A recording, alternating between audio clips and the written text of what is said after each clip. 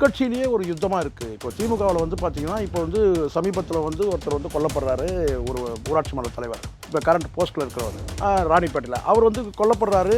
கொல்லப்படும்போது அது வந்து புல்டோசர் ஏற்றி கொல்லப்படுறதா வந்து செய்தி வந்து வருதுங்க. ஆனால் அது வந்து யார் அதுக்கு பின்னணியில் இருக்கிறாங்க, யார் கைது செய்யப்படுறாங்கன்னு கேட்டிங்கன்னா, அதே திமுக கட்சியில் சார்ந்தவங்க வந்து கொல்லப்படுறாங்க.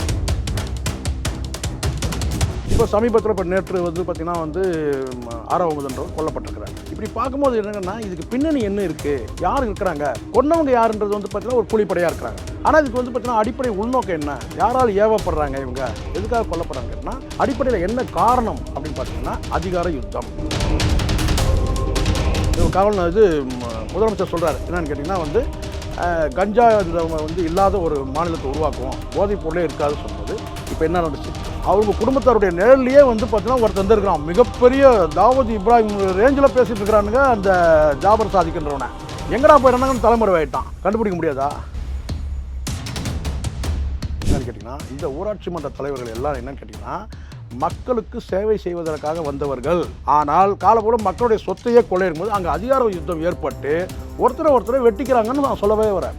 இதில் வந்து பார்த்தீங்கன்னா இளம் சிறார்கள் இந்த ஒரு கொலை எடுத்துங்க, இந்த ஆரவமுதனுடைய கொலை வந்து பார்த்தீங்கன்னா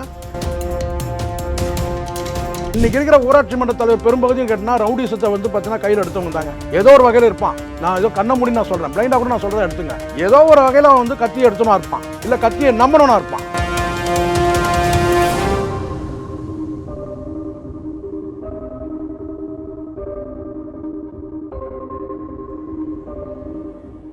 ரியல் ஒன் வாய்ஸ் நேயர்களுக்கு வணக்கம். நான் உங்கள் கிருஷ்ணா. இன்றைக்கி நம்ம கூட இணைஞ்சிருக்கவர் பத்திரிகையாளர் திரு ஜெயக்குமாரா அவர்கள். வணக்கம் சார். வணக்கம் கிருஷ்ணா.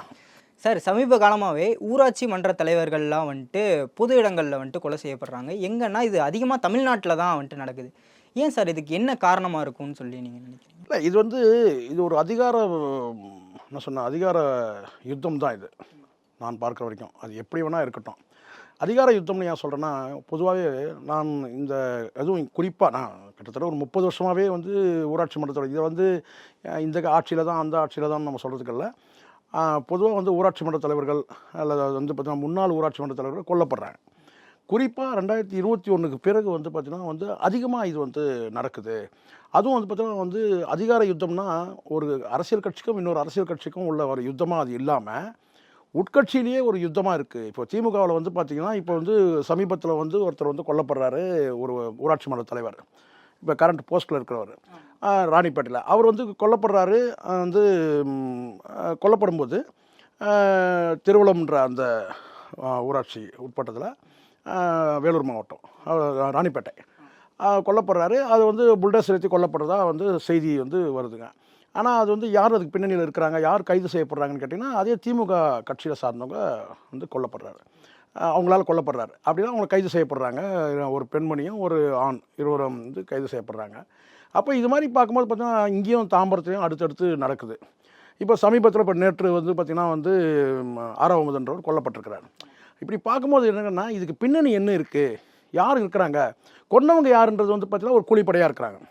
ஆனால் இதுக்கு வந்து பார்த்திங்கன்னா அடிப்படை உள்நோக்கம் என்ன, யாரால் ஏவப்படுறாங்க, இவங்க எதுக்காக கொல்லப்படுறாங்கன்னு கேட்டால் அடிப்படையில் என்ன காரணம் அப்படின்னு பார்த்திங்கன்னா அதிகார யுத்தம். அந்த அதிகார யுத்தம் எதுக்காக அப்படின்னு சொன்னால் கொள்ளையடிக்கிறதுக்காக, பொதுமக்கள் பணத்தை, அரசு பணத்தை கொள்ளையடிக்கிறதுக்காக நடக்குது. என்ன மாதிரி சார் கொள்ளையடிக்கப்படுது? இப்போ வந்து நீங்கள் ஒரு குறிப்பிட்ட வந்து ஒரு ஊராட்சிக்கு உட்பட்ட பகுதியில் வந்து பார்த்திங்கன்னா மலை இருக்கலாம், கல்குவாரி, அப்புறம் தாது மணல் கொள்ளை 2. மூன்றாவது வந்து பார்த்திங்கன்னா ஸ்கிராப், இந்த கம்பெனிகள் இருக்கும், பெரிய பெரிய வந்து கம்பெனிகள், ஸ்கிராப் பிஸ்னஸ். 4வது நீங்கள் எடுத்துக்கிட்டிங்கன்னு கேட்டிங்கன்னா இந்த அரசு புறம்போக்கு இடங்கள் இருக்கும், நீர்நிலைகள் பகுதிகள் இதெல்லாம் இருக்கும். ஸோ இது அதுக்கு பிறகு வந்து பார்த்திங்கன்னா வந்து இல்லீகல் பிஸ்னஸ்னால் வந்து பார்த்திங்கன்னா இது எது வேணால் இருக்கலாம். இப்போ உதாரணத்துக்கு கள்ளச்சாராயம் கூட இருக்கலாம் இல்லையா, கள்ளச்சாராயம் முற்றிலுமா அழிக்கப்பட்டது இருந்தாலும் அங்கே ஒன்று இங்கே ஒன்றுமா இருக்கலாம். ஸோ இது மாதிரி அது ஒரு உதாரணத்துக்கு தான் சொல்கிறேன் நான். கள்ளச்சாராயம் போல் இன்னும் பல வந்து இல்லீகல் பிஸ்னஸ் இருக்குது. அப்படி இருக்கும்போது இந்த ஒரு 5 காரணங்கள் வந்து பார்த்தீங்கன்னா இருக்குது. அந்த 5லேயும் வந்து பார்த்தீங்கன்னா எல்லாமே வந்து என்ன சொன்னால் கொள்ளை பணம் இருக்குது. அதில் இந்த கொள்ளை பணம்னா கேட்டால் வந்து கொள்ளை அடிக்கிற பணம் கிடையாது. கொள்ளை பணம்னா கொள்ளை லாபம் இருக்குது. இப்போ கல்குவாரி எடுக்கிறாங்கன்னு கேட்டால் அதில் வந்து பார்த்தீங்கன்னா வந்து அவங்களுக்கு மிகப்பெரிய அளவில் வந்து லாபம் ஈட்டக்கூடிய ஒரு தொழிலாக இருக்குது. மணலும் வந்து பார்த்தீங்கன்னா வந்து இல்லீகலாக எல்லாமே வந்து பார்த்தீங்கன்னா இது இல்லீகல் பிஸ்னஸ்க்குள்ளே வந்துடுது. லீகலாக பண்ணக்கூடிய பிஸ்னஸில் கூட வந்து பார்த்தீங்கன்னா இல்லீகலாக வந்துடுது அப்படின்றேன்.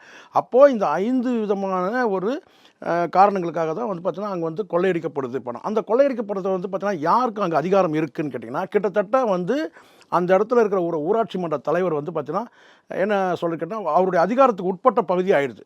அங்கே இருக்கிறது எல்லாமே வந்து தனக்கு கீழே தான் வரணுன்ற அந்த எண்ணம் வந்து பார்த்தீங்கன்னா ஒரு ஊராட்சி மன்ற தலைவருக்கு வந்துடுது. இதுதான் உண்மை. இல்லை சார், அப்படி பார்த்தோம் அப்படின்னா இப்போ ஊராட்சி மன்ற தலைவர்களுக்கு மேலே வந்துட்டு எம்எல்ஏக்கள் இருக்காங்க இல்லையா, அவங்களும் கொள்ளையடிக்கலை அப்படிங்கிற மாதிரி நம்ம சொல்ல முடியாது. அவங்களுக்கும் பங்கு இருக்குது. அவங்க யாருமே வந்து கொல்லப்படலை. இல்லை, இது நல்ல கேள்வி இது. நீங்கள் சொல்கிறது கேட்டால் அவங்களுக்கு தானே அதிகாரம் இருக்குது அப்படின்னு சொல்கிறீங்க. இப்போ அவங்கெல்லாம் எப்படி தெரியுமா கிருஷ்ணா, இப்போ சட்டமன்ற உறுப்பினர் இருக்கிறாங்கன்னா நீங்கள் பாராளுமன்ற உறுப்பினர் சேர்த்துக்கோங்க, சரிங்களா? அவங்க ஒரு ஸ்கீமுக்கு கீழே வந்துடுவாங்க. இப்போ ஒரு திட்டத்தின் கீழே வந்துடுவாங்க. இப்போ பாராளுமன்ற உறுப்பினர் இருக்கிறன்னா அவருக்கான தொகுதி மேம்பாட்டு நிதின்னு இருக்குது. அதில் வந்து பார்த்தீங்கன்னா அவங்க கை வச்சு விளையாட முடியும், சரிங்களா? இன்னொன்று என்னன்னு கேட்டிங்கன்னா, இப்போ வந்து ஒருத்தருக்கு ஒரு லிமிடேஷன் இருக்குது இல்லை. இப்போ சட்டமன்ற உறுப்பினர் இருக்கிறாருன்னா அவர் வந்து என்ன செய்வார்னு கேட்டிங்கன்னா, ஒரு ஸ்கீம் இருக்குது. இப்போ உதாரணத்துக்கு ஒரு பள்ளிக்கூடம் கட்டணும், இல்லை வந்து வேறு ஏதோ ஒரு கல்யாண மண்டபம் சமூக நலக்கூடம் கட்டணும், இல்லை இது மாதிரி வேறு ஏதாவது பெரிய ஸ்கீம் இருக்குது பார்த்தீங்கன்னா, ஒரு பாலம் கட்டணும், இந்த மாதிரியான வரும்போது வந்து பார்த்திங்கன்னா அவங்க பெரிய ஸ்கீமில் வந்துடுவாங்க. ஒரு பிரிட்ஜு கட்டணும், ஒரு மேம்பாலம் கட்டும்போது பார்த்தீங்கன்னா அது வந்து ஒரு ஒப்பந்த பணி வருது. இந்த மாதிரி பல விஷயங்கள் இருக்குது. இப்போ உதாரணத்துக்கு நீங்கள்லாம் கமிஷன்லாம் அடிக்காமல் கிடையாது. இந்த மெட்ரோ ரயில் இருக்குதுன்னு சொன்னால் அதில் வந்து அமைச்சர்லேருந்து சட்டமன்ற உறுப்பினருக்கு எல்லாருக்குமே இருக்கும். விதமான வந்து வருவாய் இருக்குது அவங்களுக்கு பெரிய லெவலில். ஸோ இது வந்து எனக்கு கேட்டால் முழுக்க இது வந்து பார்த்தீங்கன்னா வந்து ஒரு குறிப்பிட்ட ஒரு ஊராட்சி மன்ற உறுப்பினர் வந்து தேர்தலில் நிற்கும் போது அவரே இப்போ கோடிக்கணக்கில் செலவு பண்ணுற இடத்துல வந்துட்டாங்க. இப்போ சட்டமன்ற உறுப்பினர்லாம் கோடிக்கணக்கில் செலவு பண்ணிட்டு வராங்கன்னா கை வைக்க சம்பாதிக்கத்தானே வராங்க இல்லையா? இல்லைனா ஏன் கோடிக்கணக்கில் செலவு பண்ணிட்டு வரணும்? அதே எம்பிக்களும் நான் சொல்கிறேன். அப்போ அவங்களாம் பெரிய லெவலில் இருக்கிறாங்க. இது வந்து என்ன கேட்டால் உள்ளே வந்து பார்த்தீங்கன்னா நான் சொல்கிறது வந்து லோக்கல் பாடியில் இவங்க வந்து பார்த்தீங்கன்னா கை வைக்கிறாங்க. எங்கன்னா எல்லாத்துலேயுமே கை வைக்கிறாங்க. இப்போ இதெல்லாம் நீங்கள் கேட்குற கேள்வி என்னன்னு கேட்டால், இது சட்டமன்ற உறுப்பினர்லாம் பங்கு போகுதுன்னா பங்கு போகும். ஏன்னா இவங்களுக்கு ஒரு பாதுகாப்பு வேணும்ல. இப்போ ஊராட்சி மன்ற தலைவர்கள் இருக்கிறாங்கன்னா, இப்போ தேர்ந்தெடுத்தா புறங்கை நக்குவான்னு சொல்லுவாங்க இல்லையா, அந்த மாதிரி என்னன்னு கேட்டால் கொஞ்சம் நக்கி சாப்பிடுவாங்க. ஆனால் இதில் முழுமையாக அதிகமாக சாப்பிட்றன்னு கேட்டால் அந்த ஊராட்சி மன்றத்தில் ஏன்னா அவருடைய அதிகாரத்துக்கு உட்பட்ட பகுதியாக ஆகிடுது. ஒரு பெரிய ஸ்கீமே ஒன்று வருது அப்படின்னு சொன்னாக்கா அந்த ஸ்கீமில் வந்து இவருக்கும் பங்கு இருக்கும், ஊராட்சி மன்ற தலைவருக்கும் பங்கு இருக்கும் அதில் கொள்ளடிக்கிறதுல. இப்போ எம்எல்ஏக்கு தான் சம்மந்தம்னு சொல்லிட முடியாது. ஸோ எம்எல்ஏக்கு ஒரு பங்கு இருக்குன்னா இவங்களுக்கு ஒரு பங்கு இருக்குது. ஆனால் பெரிய அளவு பங்குன்னு கேட்டால் பெரிய அளவில் கொள்ளடிக்கிறது கேட்டால் சட்டமன்ற உறுப்பினர் பாராளுமன்ற உறுப்பினருக்கும் போயிடுது சொன்னால் கீழ்மட்ட லெவலில் உள்ள லோக்கலில் எல்லா விதமான வருவாயும் பார்ப்பாங்க. இந்த இடத்துல ஒரு விஷயத்த சொல்லி தான் ஆகணும். மக்களுடைய நன்மைக்காக கொண்டு வரப்பட்ட பதவிகள். ஆனால் மக்களை சுரண்டுறதுக்கும் மக்களுடைய சொத்துக்கள் தான் வந்து பார்த்தீங்கன்னா சுரண்டுறதுக்கு தான் இந்த ஊராட்சி மன்ற தலைவர்களும் இருக்கிறாங்க. இதில் ஏற்படுற அதிகார யுத்தம் தானே தவிர வேணா நீங்கள் ஒரு சொல்லலாம் என்னென்னு கேட்டால் அவங்களுக்கும் ஒரு சில பங்கு இருக்கா அப்படின்னு கேட்டால் நிச்சயமாக பங்கு இருக்கும். சட்டமன்ற உறுப்பினருக்கும் பங்கு இருக்கும். இதில் வந்து பார்த்தீங்கன்னா ஒரு ஊராட்சி மன்ற தலைவர் ஒரு பகுதியில் கொள்ளையடிக்கிறார், பொதுமக்களுடைய வந்து பார்த்தீங்கன்னா சொத்துக்களை கொள்ளையடிக்கிறாருன்னா அதை தடுத்து கேட்கக்கூடியவர்கள் வந்து தடுக்க வேண்டிய அமைப்புகள் செயல்படணும். என்னென்ன அமைப்புகள் சார்? இப்போது தடுக்க வேண்டிய அமைப்புகள்னு சொன்னால் உண்மையிலே தடுக்க வேண்டிய அமைப்புகள்லாம் வந்து ஒரு 5 அமைப்பு இருக்குதுன்னு வச்சுக்கோங்களேன். இப்போ நீங்கள் இப்படி எடுத்துங்க, ரெவென்யூ அத்தாரிட்டி தான் ஃபஸ்ட்டு வருவாங்க. டிஸ்ட்ரிக்ட் கலெக்டர்லேருந்து கீழே வந்து தாசில்தார்லேருந்து வருவாங்க. இப்போ உதாரணத்துக்கு கல்குவாரியிலேருந்து பார்த்தீங்கன்னா வந்து ஏதாவது மைன்ஸில் வந்து பார்த்தீங்கன்னா அந்த மாதிரியான இல்லீகல் பிஸ்னஸ் இருக்கிறதோ, இல்லை தாது மணல் வந்து கடத்தல் இருக்கிறதும் சரி, இல்லை வந்து மற்ற இது மாதிரி லோக்கலில் இந்த இல்லீகல் பிஸ்னஸ் எல்லாத்துக்குமே வந்து பார்த்தீங்கன்னா தடுக்கிற அந்த அத்தாரிட்டி இருக்கான்னு ரெவென்யூ அத்தாரிட்டி தான் தரணும். வருவாய்த்துறை முதல், 2வது காவல்துறை, இதுக்கு 2வது. இது 3வது தாண்டி என்னன்னு கேட்டால் யாருன்னு கேட்டால் உண்மையிலேயே மக்கள் நலப்பணி செய்கிறவங்களா இருந்தாங்கன்னா அரசியல்வாதிகள் கூட தடுக்கணும். அவங்களோட வேலையே அதுதான். மக்களுடைய பணம் கொள்ளையடிக்கப்படுது, மக்கள் சொத்து கொள்ளையடிக்கணும்னா அவங்க கேட்கணும். ஆனால் அது கேட்கறதுலன்றது வேறு விஷயம். ஆனால் அவங்களுக்கு ஒரு பங்கு இருக்குது. 3 அதுதான் அவங்க வேலையை. எதிர்கட்சியோட வேலையை அதானே அப்படிங்களா, கூட சேர்ந்து கொள்ளையடிக்கிறது கிடையாது. அப்போ 4வதாக என்னன்னு கேட்டிங்கன்னா இந்த சமூக நல ஆர்வலர்கள்னு சொல்லுவாங்க பார்த்தீங்களா, சமூக நல ஆர்வலர்கள் அப்படி இன்னும் சொல்ல பத்திரிகையாளர் கூட சொல்லுங்க. ஸோ இவங்கெல்லாம் வந்து சேர்ந்தா தடுக்க முடியும். ஒரு இடத்துல வந்து இந்த மாதிரி வந்து தாது மணல் கடத்துகிறாங்க, கல்குவாரியில் வந்து இந்த மைன்ஸில் வந்து கடத்துகிறாங்க, இல்லை வந்து பார்த்தீங்கன்னா புறம்போக்கு நிலங்களை மடக்கிறாங்க, ஆக்கிரமிக்கிறாங்க, இல்லீகல் பிஸ்னஸ் நடக்குது, அது கஞ்சாவோ இல்லை கள்ளச்சாராயமோ இது மாதிரி கேட்டால் இது மாதிரி இன்னும் பல இல்லீகல் பிஸ்னஸ் நிறைய இருக்குது. சரிங்களா? இல்லீகல் பிஸ்னஸ் நல்லா தெரிஞ்சுங்க. 10 போட்டு 20 எடுக்கிறான் பார்த்தீங்களா, அதுவே இல்லீகல் பிஸ்னஸ் தான் நான் சொல்வேன். 50 போட்டு 100 எடுக்கிறான் பார்த்தீங்களா, அதுவே இல்லீகல் பிஸ்னஸ் தான். அது எது வேணா இருக்கட்டும். ஆனால் அந்த மாதிரியான ஆட்கள் கிட்ட தான் இவங்க வந்து குறி வைக்கிறாங்க. ஸோ இதெல்லாம் இந்த 4 தரப்பில் தான் தடுக்கணும். வருவாய்த்துறை, காவல்துறை, பத்திரிகை சமூக ஆர்வலர்கள், பத்திரிகையாளர்கள், அதை தாண்டி அரசியல்வாதிகளும் தடுக்க முடியும். ஆனால் இந்த 4 பேரும் செய்யறதே இல்லை. இந்த 4 பேர் கேட்டால் அவங்க கிட்ட கட்டிங் வாங்கிக்கிறாங்க. இதான் நடக்குது. சரி சார், இப்போ நீங்கள் சொல்கிறது பார்த்தீங்கன்னா இது எல்லாமே தடுக்கிறதுக்கான அமைப்புகள் அந்த மாதிரி தான் இருக்குது. இதுக்கு ஒரு நிரந்தரமான தீர்வு அப்படின்னா அது எப்படி? இல்லை கிருஷ்ணா, நிரந்தரமான தீர்வு வேணும் தான். இப்போது உதாரணத்துக்கு நான் ஒன்று சொல்கிறேன் கேளுங்க. இப்போது வந்து நீதிமன்றம் ஒரு உத்தரவு பிறப்பிக்குது. என்னென்னு கேட்டிங்கன்னா, இனிமேல் வந்து நீர்நிலைகளில் வந்து ஆக்கிரமிப்பே கூடாது அப்படின்னு சொல்லும் போது அது வந்து உடனே அந்த உத்தரவு வந்து பார்த்தோன்னா தமிழ்நாடு அரசு வந்து அது எடுத்துக்கிட்டான்னு கேட்டால் இனி நீர்நிலைகளில் எந்த ஏதாவது ஏரி, குளம், குட்டைங்கெல்லாம் வந்து பார்த்திங்கன்னா இது வந்து நீங்கள் அரசு புறம்போக்கு நிலமாக எடுத்துக்கிட்டு நீங்கள் வந்து வீடு கட்டவோ ஏதோ செய்யக்கூடாது. ஏன்னா இங்கே பெரும்பகுதி தண்ணியில் மிதக்கிறதுக்கு காரணமே என்ன கேட்டால் நீர்நிலையே வீடு கட்டுறான். அதை தடுக்கணும், நீர்நிலைகள் காப்பாற்றப்படணும் சொல்லி ஒரு நீதிமன்றம் பல உத்தரவுகள் பிறப்பிக்கும் போது பல ஆண்டுகளாக உத்தரவு பிறப்பித்து பல தடவை தண்ணியில் மூழ்கின பிறகு ஒரு கட்டத்துக்கு மேலேன்னு கேட்டால் அரசு வந்து பார்த்திங்கன்னா அது வந்து நீதிமன்றம் பல தடவை கொட்டு வச்ச பிறகு தான் இவங்க என்ன செய்யணும் கேட்டால் இனி நீர்நிலைகளில் வீடு கட்டக்கூடாது. இப்போது சொல்லுங்கள், இப்போ ஒரு ஊராட்சி மன்ற தலைவர் இருக்கிறார். அவர் வந்து பார்த்திங்கன்னா ஒரு அரசுக்கு ஒரு கோப்பு அனுப்பி இந்த இடத்துல வந்து பார்த்திங்கன்னா வந்து வீடு கட்டலான்னு சொல்லி அனுப்ப முடியுமா? சட்டமன்றத்தை அதாவது கேட்டால் ஊராட்சி மன்றத்தை ஒரு தீர்மானமே நிறைவேற்ற முடியாது. அப்படி பண்ணால் நீதிமன்றத்தை அவர் வயலேஷன் பண்ண மாதிரி ஆயிடும். அப்போது நீதிமன்றம் தான் இதுக்கு வந்து ஒரு முடிவு கட்டியிருக்குது. இப்போ பல வருஷத்துக்கு முன்னாடிலாம் பார்த்தீங்கன்னா ஏரி ஸ்கீமே கொண்டு வந்தாங்க. ஏரி ஸ்கீம் என்னென்னு கேட்டிங்கன்னா, இப்போ முகப்பேர்லாம் பார்த்தீங்கன்னா ஏரி ஸ்கீம்னே இருக்குது. என்னென்னு கேட்டிங்கன்னா, ஏரி தான் தெரியும், அங்கேயே வந்து வீட்டு வசதி வாரியத்தை வந்து பார்த்தீங்கன்னா வீடு கட்டி கொடுத்துருக்கு. இங்கே பல பேர் இன்னும் இருக்கிறாங்க. இன்றைக்கி ஏன் சென்னை மிதக்குதுன்னு கேட்டிங்கன்னா பல ஏரிகள் மூடப்பட்டு வீடுகள் கட்டு. அப்போது இதுக்கு நிரந்தரமாக தீர்வு காணது நீதிமன்ற உத்தரவு மட்டும்தான் இங்கே மதிப்பாங்க. அதையே அரசு பல உத்தரவு மதிக்காமல் நீதிமன்றம் வந்து கூப்பிட்டு பல முறை கொட்டு வச்சுருக்கு. ஸோ அப்படி இருக்கும்போது இந்த மாதிரி இது ஒரு காரணம். ரெண்டாவது வந்து கடந்த காலத்தில் நீங்கள் பார்த்தீங்கன்னா கிருஷ்ணா, இந்த கள்ளச்சாராயம் வந்து நான் சொல்கிறது ஒரு 20 வருஷத்துக்கு முன்னாடி சொல்கிறேன். கள்ளச்சாராயம் வந்து ஃபுல்லாக ஊர் முழுக்க எங்கே பார்த்தாலும் கள்ளச்சாராயமாக இருக்கும். இந்த கள்ளச்சாராயத்தை வந்து பார்த்திங்கன்னா நீங்கள் வந்து காவல்துறையினர் வந்து கைப்பற்றுறாங்கன்னு வச்சுக்கோங்களேன்.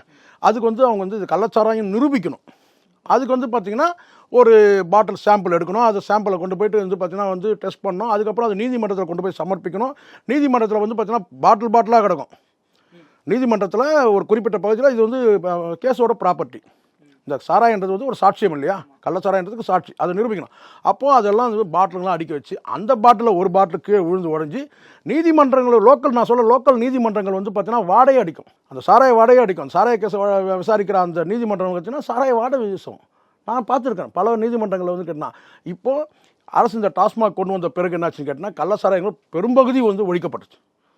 அது வந்து பார்த்தீங்கன்னா வந்து காவல்துறையோட கேட்டால் நீதிமன்றம் உத்தரவு போட்ட பிறகு கள்ளச்சாராய வந்து சாவுகள் வந்து கள்ளச்சாராய சாவுகள் தொடர்ச்சியாக நடந்த பிறகு அரசே ஒரு முடிவுக்கு வந்து என்னென்னு கேட்டிங்கன்னா இனி வந்து பார்த்தீங்கன்னா அரசே வந்து கள்ளச்சாராயன்றதை விட நல்ல சாராயமாக வித்தரலான்னு ஒரு முடிவுக்கு வந்த பிறகு டாஸ்மாக் வந்த பிறகு தான் இந்த திராவிட ஆட்சிகளுடைய மிகப்பெரிய சாதனையே அதுதான். ரெண்டு கட்சியுமே சேர்ந்து ஒரு டாஸ்மாக் ஒரு நிறுவனம் கொண்டு வந்து இன்றைக்கி வந்து கள்ளச்சாராயம் ஓரளவுக்கு 90% வந்து பார்த்தீங்கன்னா கள்ளச்சாராயம் கிடையாது. இல்லை சார், நம்ம அப்படி பார்க்க முடியாது. இப்போது அப்படி பார்த்தோம்னா இந்த போதைப் பொருட்கள்லாம் அடிக்ட் ஆகிறது இப்போ நிறைய நடக்குது. அதுக்காக போதைப் பொருட்கள்லாம் அரசே வந்துட்டு விற்பனை செய்யும். அது நல்ல கேள்வி இது. ஆனால் வந்து ஒரு விஷயம், நீ கேட்ட கேள்விக்கு ஒரு பதில் என்னென்னா, ஜெயலலிதா அவர்கள் வந்து பார்த்தா இந்த டாஸ்மாக் பற்றி கேள்வி கேட்கும்போது அப்போ அவர் என்ன சொல்கிறாங்கன்னா, ஏன் கடையை மூட மாட்டீங்க, இது வந்து பார்த்தீங்கன்னா இது அரசே வந்து இந்த சாராய கடை நடத்தலாமா, மது கடை நடத்தலாமான்னு பார்த்தீங்கன்னா அரசு தான் வந்து பார்த்தீங்கன்னா பூச்சி மருந்து விற்குது, அதை வாங்கி நீங்கள் சாப்பிட்ருவீங்களா, அப்படி ஒரு ஒரு விளக்கத்தை அவங்க கொடுக்குறாங்க, பதில் கொடுக்குறாங்க. அது சரி தப்புன்றதுக்கு நான் போகவே இல்லை. எல்லா காலத்துலையுமே வந்து கிருஷ்ணா இது வந்து இங்கே ஒரு இடத்துல முடிச்சிட முடியாது. பல மாநிலங்களில் வந்து பார்த்தீங்கன்னா இந்த சாராயங்கள் இது ஒரு பெரிய தலைவலியான விஷயம். இந்த டாஸ்மாகை பொறுத்த வரைக்கும் டாஸ்மாக் எல்லாம் மூடிட்டாங்கன்னா கள்ளச்சாராயம் வரதான் செய்யும். அப்போ அதை தடுக்கிற இடத்துல வந்து பார்த்தீங்கன்னா காவல்துறையோட பெரும்பகுதி உழைப்பு வந்து அதுக்கு போயிடும். இதை தடுக்கிறதே பெரும் வேலையாயிடும். இந்த கள்ளச்சாராயத்தை தடுக்கிறதே பெரும் வேலையாயிடும். அப்போ என்னன்னு கேட்டிங்கன்னா இது வந்து அதுக்காக நீங்கள் கேட்குற கேள்வி நியாயமானது. என்ன கேட்டால் அதுக்காக நீங்கள் நல்ல சாராயம் வந்து அரசே கொடுக்கணும். அரசும் இதை வந்து கண்ட்ரோல் பண்ணணும், கட்டுப்பாட்டு கொண்டு வரணும். அப்போது என்னன்னு கேட்டால் படிப்படியாக குறைக்கணுன்றது தான். அதனால தான் இந்த படிப்படின்ற வார்த்தையே வருது. அப்போ படிப்படியாக குறைக்கணும்னு கேட்டால் காலப்போக்கில் என்னென்னு கேட்டால் ஒரு இப்போ 500 கடையை மூடி இருக்கிறாங்கன்னா அடுத்து ஒரு 500 கடையை மூடி மது இல்லாதுன்னு கேட்டால் ஒவ்வொரு தனி மனிதனும் வந்து பார்த்தீங்கன்னா மது இல்லைன்ற மது குடிக்கக்கூடாதுன்ற அந்த முடிவுக்கு வந்து தான் முடியும். இப்போது சமீபத்தில் ஒரு காவல் நிலையத்தில் நான் போயிருந்தேன். ரொம்ப அதிர்ச்சியாக இருந்துச்சு. ஒருத்தர் நான் வந்து பார்த்தீங்கன்னா வந்து குடிகாரன்னு சொல்லி ஒரு பகுதியில் வந்து ஒருத்தன் அட்ராசிட்டி பண்ணுறான். அவனை நான் வந்து கேட்டால் வந்து குடிகாரன் குடிச்சிட்டு வந்து பார்த்தீங்கன்னா மது குடிச்சிட்டு இருந்தான் அப்படின்னு சொல்லி ஒரு கம்ப்ளைண்ட்டில் வந்து நான் வந்து சொல்கிறேன். என்னன்னு கேட்டால் ஒரு அட்ராசிட்டி அதிகமாக இருக்குது, மது குடிச்சிட்டு இருக்கான்னு சொன்னால் இன்ஸ்பெக்டர் என்கிட்ட நேருக்கு நேர் கேட்டார், ஊற்றி கொடுத்தது யாருன்னு கேட்டார்.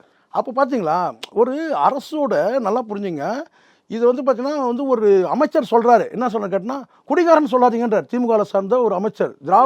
திராவிட ஆட்சிகள் எப்படி இருக்குன்னு பாருங்கள். குடிகாரன் சொல்லாதீங்க, மது விரும்பின்னு சொல்லுங்கள், மரியாதையாக சொல்லுங்கள். ஒரு மூத்த அமைச்சர் எப்படி இருக்குது பார்த்தீங்கன்னா மனோபாவம், ஆட்சியாளர்களுடைய மனோபாவம் எப்படியோ அதிகாரிகள் மனோபாவம் அப்படி தான் இருக்கும். நான் அதை வந்து அந்த இடத்துல நான் வந்து எதிர்ப்பு தெரிவித்தேன்றது வேறு விஷயம், சரிங்களா. ஆனால் ஒரு அதிகாரியாக இருந்து நீங்கள் இந்த சீட்டில் உட்காந்து இப்படி பேசுவீங்களா அப்படின்னு கூட நான் கேட்டேன். ஆனால் என்னதான் கேட்டாலும் அவர் மாதிரி இன்னும் எத்தனை பேர் இருப்பாங்க? தமிழ்நாடு முழுவதும் இருக்கிற வந்து ஒரு காலத்தில் வந்து கள்ளச்சாராய வேட்டைன்னே சொல்லுவாங்க. காவல்துறை அதிகாரிகள் கள்ளச்சாராய வேட்டையை நடத்துனாங்க. இப்போ என்ன ஆயிடுச்சுன்னு கேட்டிங்கன்னா, அந்த வேட்டைன்ற அந்த வார்த்தையெல்லாம் போய் கடைசியில் வந்து கேட்டிங்கன்னா ஓட்டையாகி நிற்குது. காவல்துறையே ஓட்டையாகி நிற்குது இந்த விஷயத்தில். காரணம் ஆட்சியாளர்கள். அவங்கள குறை சொல்ல முடியாது. ஆட்சியாளருடைய சிந்தனை எப்படியோ அதிகாரிகள் சிந்தனை அப்படி இருக்கும். ஆட்சியாளர் கண்ண மூடி இப்போ நான் கேட்குற ஒரே வார்த்தை, முதலமைச்சர் சொல்கிறார் என்னன்னு கேட்டிங்கன்னா வந்து கஞ்சா இந்த வந்து இல்லாத ஒரு மாநிலத்தை உருவாக்குவோம், போதைப் பொருளே இருக்காதுன்னு சொல்லும்போது இப்போ என்ன நடந்துச்சு? அவங்க குடும்பத்தாருடைய நிழல்லையே வந்து பார்த்தீங்கன்னா ஒருத்தர் வந்துருக்கிறான், மிகப்பெரிய தாவூத் இப்ராஹிம் ரேஞ்சில் பேசிகிட்டு இருக்கிறானுங்க. அந்த ஜாபர் சாதிக்கின்றவனை எங்கடா போயிட்டானுங்கன்னு தலைமுறை ஆகிட்டான், கண்டுபிடிக்க முடியாதா? தமிழ்நாடு போலீஸ் நீங்கள் வந்து பார்த்தீங்கன்னா ஒரே ஒரு உத்தரவு போதும், 24 மணி நேரத்தில் அவனை வளைச்சிருவாங்க. அவ்வளோ டேலண்டான ஒரு காவல்துறை அதிகாரிகள் வந்து ஜாபர் சாதிக்க தேடுறாங்க தேடிக்கிட்டே இருக்கிறாங்க. அசோக்குமாரே கொண்டு வரல இன்னும். இப்போ புரியுதுங்களா? காவல்துறை அதிகாரிகள்கிட்ட தப்பு இல்லை, ஆட்சியாளர்கிட்ட தப்பு இருக்குது. ஆட்சியருடைய மனோபாவம் அப்படி இருக்குது. திராவிட ஆட்சியருடைய சாதனையை என்ன கேட்டால் தமிழ்நாடை கெடுத்து குட்டிச்சவராக்கிட்டாங்கன்ற நான் குற்றமே சாட்டுறேன் நான். ஏன்னா உங்களுடைய ஆட்சியில் உங்களுடைய வந்து பார்த்தீங்கன்னா வந்து தொழில் ரீதியாக உங்களுடைய குடும்பத்தோட நிழல்லையே வந்து பார்த்தீங்கன்னா வந்து இன்றைக்கி வந்து அரண்டு உருண்டு போயிருக்கு. 2000 கோடின்றாங்க. இப்போ புரியுதுங்களா? இங்கே ஆட்சியாளர் இதுதான் திராவிட ஆட்சியுடைய சாதனை. போதை மாநிலமாக ஆயிடுச்சு முழுக்க. நீங்கள் ஏதோ மது போதைன்னு நீங்கள் நினச்சிடாதீங்க. மது போதைன்றது ஏதோ ஃபேஷன் ஆகிடுச்சு. இப்போ குடிக்காதவனா கேவலமாக பார்க்குறான் கிருஷ்ணா, தெரியுமா உங்களுக்கு? இப்போ நான் குடிக்க மாட்டேன், ஒரு ட்ராப் என் வாயில் பட்டது கிடையாது. அதை சொல்கிறது கூட பயமாக இருக்குது, புரியுங்களா சொல்கிறது? ஏன்னா கேலியை கிண்டலாக சிரிச்சிருவானுங்க. குடிக்காதவன் சொன்னால் கேவலமாக பார்க்குறான். இப்போது குடிக்கிறோன்னா அது ஒரு கௌரவமாக பார்க்குறான், சோசியல் ட்ரிங்கர். ஆமாம், இவர் என்ன ஏன்னா ஒரு அமைச்சரே சொல்கிறாருல்ல, ஏன்னா மது விரும்ப மாட்டீங்களா? நான் மது விரும்ப மாட்டேன். அந்த மாதிரி ஆயிடுச்சு மனோபாவம், மக்களுடைய மனோபாவம். ஆட்சியாளர் நல்லா கேட்டுங்க, கொஞ்சம் கொஞ்சமாக திராவிட ஆட்சிகள் என்ன கேட்டிங்கன்னா அதிகார வர்க்கத்தை கெடுத்து மக்களையும் கெடுத்துட்டாங்கன்றான். மக்களை கரப்ட் ஆக்கிட்டான். மக்களை வந்து பார்த்தீங்கன்னா வந்து கேடியாகவும் பொறிக்கையாகவும் போதை விரும்பிகளாகவும் நாசமாக்கிட்டாங்கன்ற திராவிட ஆட்சிகள். முழுக்க ஆட்சிக்கு வர்றதுக்கு முன்னாடி என்ன பேசுனீங்க நீங்கள்? இளம் விதவைகள்லாம் உருவாகணும்னு சொன்னாங்களா? கனிமொழி அம்மா சொன்னாங்களா இல்லையா? இப்போ அந்த மாதிரி என்ன சொல்லுவாங்க சொல்லுங்கள்? திரு உதயநிதி என்ன வந்து பொறுப்பேற்றுப்பாரா? நான் கேட்குறேன். அப்போது நீங்கள் கேட்ட கேள்விக்கு நான் வந்துடுறேன். என்னென்னு கேட்டிங்கன்னா, இந்த ஊராட்சி மன்ற தலைவர்கள் எல்லாம் என்னென்னு கேட்டிங்கன்னா மக்களுக்கு சேவை செய்வதற்காக வந்தவர்கள். ஆனால் காலப்போல் மக்களுடைய சொத்தையே கொள்ளையிடும்போது அங்கே அதிகார யுத்தம் ஏற்பட்டு ஒருத்தரை வெட்டிக்கிறாங்கன்னு நான் சொல்லவே வரேன். இதில் வந்து பார்த்தீங்கன்னா இளம் சிறார்கள் இந்த ஒரு கொலை எடுத்துங்க, இந்த ஆரவமுதனுடைய கொலை வந்து பார்த்திங்கன்னா எல்லாமே வந்து 16 வயசு 17 வயசு 22 வயசு சொன்னாங்க. இது கூட அடிப்படை காரணம் என்ன? அவங்களுக்கு என்ன பெரிய ஆம்பிஷன் இருக்க போகுது? அந்த பசங்களுக்கு ஒரு 22 வயசுக்குள்ளே இருக்கிற அந்த பசங்களுக்கு வந்து கேட்டால் வந்து பெரிய அளவில் கோடி சொன்னா இன்னும் கொலை அவங்களுக்கு நல்லா தெரியும். ஒரு கொலை செய்தால் வழக்கு போடுவாங்க, நீதிமன்றம் போகணும், அதுக்கப்புறம் அடுத்தடுத்து வழக்கை போட்டு கடைசியில் எங்கே கொண்டு வந்து நிறுத்துவாங்கன்றது அவங்களுக்கும் தெரியும். சரியா? பெரிய அளவு சுபிட்சமாலாம் வாழ்ந்துட முடியாது. அவங்க யாரோ ஒருத்தர் இயக்குறாங்க, யாரோ ஒரு ரவுடி இயக்கிறதா வச்சுப்போமே, அந்த ரவுடியை யார் இயக்குறாங்க? இன்றைக்கி இருக்கிற ஊராட்சி மன்ற தலைவர் பெரும்பகுதியும் கேட்டால் ரவுடிசத்தை வந்து பார்த்தீங்கன்னா கையில் எடுத்தவங்க தாங்க. ஏதோ ஒரு வகையில் இருப்பான். நான் ஏதோ கண்ணை மூடி நான் சொல்கிறேன், பிளைண்டாக கூட நான் சொல்கிறத எடுத்துங்க. ஏதோ ஒரு வகையில் அவன் வந்து கத்தியை எடுத்துனா இருப்பான், இல்லை கத்தியை நம்பணும்னா இருப்பான். ஆனால் அண்ணா என்ன சொல்லியிருக்கிறாரு சொல்லுங்கள்? கத்தியை தீட்டது புத்தியை தீட்டு. யார் கேட்கணும்? அதை இவனுக்கு தானே கேட்கணும். முதல்ல திராவிட ஆட்சிகள் 2 ஆட்சியுமே நான் சொல்கிறேன், இவங்க தானே கேட்கணும். நீங்களே நம்மளை பிதாமகன், திராவிட ஆட்சியோட பிதாமகன் அண்ணா, அவரே கத்தியை தீட்ட புத்தியை தீட்டு. ஆனால் இப்போ நான் சொல்கிறேன், இந்த கொலைகள், இந்த ப்ரொஃபஷனல் கில்லர் இருக்காங்களா, இந்த கூலிப்படை, அது இதுக்கெல்லாம் பின்னாடி ஒரு சக்தி இருக்கும், ஒரு அரசியல் சக்தி இருக்கும், இல்லை அரசியல் யுத்தம் இருக்கும், அரசியல் போட்டி இருக்கும். அவங்கெல்லாம் வந்து பார்த்தீங்கன்னா இப்போ நான் சொல்கிறேன் என்ன கேட்டால் இன்றைக்கி இப்போ நான் கேட்குறேன், இப்போ நீங்கள் சொல்லலாம் சார் இதெல்லாம் வந்து போலீஸ் உடனே கண்டுபிடிச்சிட மாட்டாங்களா? போலீஸை ஃப்ரீயாக விட்டாதானே நீங்கள்? ஆமாம், போலீஸை வந்து பார்த்தீங்கன்னா நடவடிக்கை எடுக்க விட மாட்டான். எங்கேயாவது ஒரு ப்ரெஷர் வரும். நான் தான் சொல்கிறேன்ல, கையை பிடிச்சி அவுத்து விடுங்க. ஜாபர் சாதிக்கு எங்கே இருக்கிறாங்க? 24 மணி நேரத்துக்கு பிடிச்சிட்டு வந்துடுவாங்க நம்ம போலீஸ். நிச்சயமா நான் சொல்கிறேன், என்னுடைய அனுபவம். நான் 30 ஆண்டு காலம் பத்திரிகையாளர் அந்த அனுபவத்தில் நான் சொல்கிறேன், நம்ம போலீஸ் திறமையானவங்க தான். நீங்கள் கையை பிடிச்சி கட்டி போட்டிங்கன்னா என்ன பண்ண முடியும்? அவன் பார்க்குறான் இது எதுக்கு இங்கேருந்து ப்ரெஷர் அங்கே வருது, இந்த பக்கம் ஒரு 10 ரூபா கொடுக்குறான், அந்த பக்கம் ஒரு 10 ரூபா கொடுக்குறான், வாங்கிட்டு போயிட்டாரு. அதான் நடக்குது ஸ்டேஷனில். ஸ்டேஷன்லேயும் இப்போ அதான் நடக்குது. பஞ்சாயத்து தான் நடந்துகிட்டு இருக்குது. ஸ்டேஷனில் வந்து பார்த்தோன்னா இந்த புலனாய்வு இதெல்லாம் கிடையாது. எங்கேருந்து ஒரு ப்ரெஷர் வரும், இவனை விட்டுரு அவனை விட்டுரு, இல்லைனா அசோக் அவனை தூக்கி வந்துட்டு இருக்க மாட்டாங்க எல்லாரும். நான் கேட்குறேன், ஏன் வரல தெரியாதா எங்கே இருக்கிறாருன்னு? நம்ம போலீஸ் தெரியாது அசோக்குமார் எங்கே இருக்கிறாருன்னு. இப்போ ஜாபர் சாதிக்கு எங்கே இருக்கிறாரு தெரியாதா? நான் கேட்குறேன். இப்போ இந்த சாமியார் ஒருத்தர் இந்த ஆபாச வீடியோன்னு சொன்னாங்கல்ல, இந்த அகோரம்னு சொல்லிட்டு ஒரு பிஜேபியில் இருக்கிற அவர் எங்கே இருக்கிறார் தெரியாதா? காவல்துறையை ஃப்ரீயாக விடணும் சார்.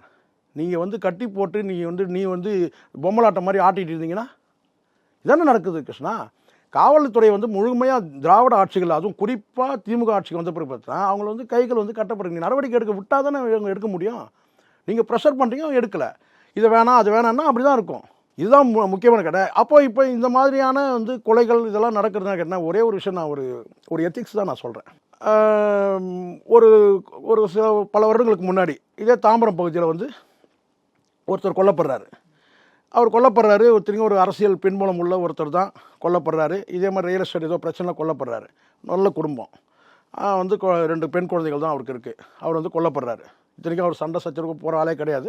ஏதோ ஒரு மாமூலுக்கு தகராறில் வந்து கேட்குறாங்க, ஒரு ரியல் எஸ்டேட் பிஸ்னஸில் அவர் பண்ணுறாரு, கேட்குறாங்க, அவர் கொல்லப்படுறார். கொல்லப்பட்டவர் வந்து பார்த்தீங்கன்னா நீ அந்த குடும்பம் வந்து கட்டினா சட்ட ரீதியாக போராடணும்னு சொல்லி காவல்துறையில் கம்ப்ளைண்ட்லாம் கொடுத்து, அதுக்கப்புறம் ஏகப்பட்ட ப்ரெஷர் அரசியல் பின்புலலாம் இந்த மாதிரி தான் நடவடிக்கை எடுக்கப்படுது. அதுக்கப்புறம் தேடி பிடிச்சி அந்த யார் கொண்டானோ அந்த ரவுடி பையனை கொண்டு போயிட்டு வந்து சிறையில் அடைச்சிடுறாங்க. அதுக்கப்புறம் வந்து பார்த்தீங்கன்னா அவன் சிறையில் பெயிலில் வெளியே வந்துடுறான். வழக்கு நீதிமன்றத்தில் நடக்குது. அந்த ரவுடியை இன்னொரு ரவுடி போட்டுடுறான் வேறு ஏதோ காரணத்துக்கு. இப்போ புரியுதுங்களா சொல்லுது? ஸோ ரவுடிகளுடைய வாழ்க்கை வந்து பார்த்திங்கன்னா இந்த தளபதி படத்தில் வரா மாதிரி தான். அந்த ரவுடி வெளியே வந்துட்டானா அவனை இன்னொருத்தன் வந்து பார்த்தீங்கன்னா அவனை வேறு ஒரு அரசியல் வேறு ஏதோ ஒரு காரணம், தொழில் போட்டியோ இல்லை வேறு ஏதோ ஒரு காரணத்தை அவன் கொல்லப்பட்டுறான். அப்போ இங்கே அனாதையானது வந்து பார்த்தீங்கன்னா அந்த வந்து ஒரு நல்ல ஒரு குடும்பத்தில் பிறந்தவர் தான் வந்து அனாதையாயிடுறார்.